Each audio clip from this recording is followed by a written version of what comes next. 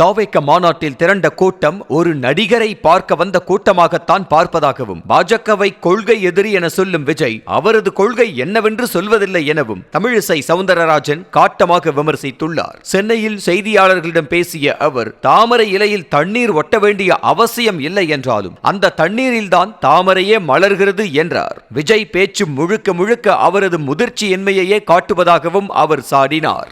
பேசணும்னு எது வேணாலும் பேசலாம், சிங்கம்னு சொல்றாரு. அப்புறம் திடீர்னு தலைவர்கள் அரசியல்வாதிகள் எல்லாம் புத்திசாலிங்க இல்ல, நடிகர்கள் எல்லாம் முட்டாள் இல்ல, யார் சொன்னா நான் கேக்குறேன். அவரா உன்னை உருவகப்படுத்திக்கிறார், அவரா உன்னை பேசுகிறார் என்று. அப்ப தாமரை இலையில தண்ணீர் ஒட்ட வேண்டியதில்ல, தாமரை தண்ணீர்ல மலரும், ஒட்ட வேண்டியதில்ல.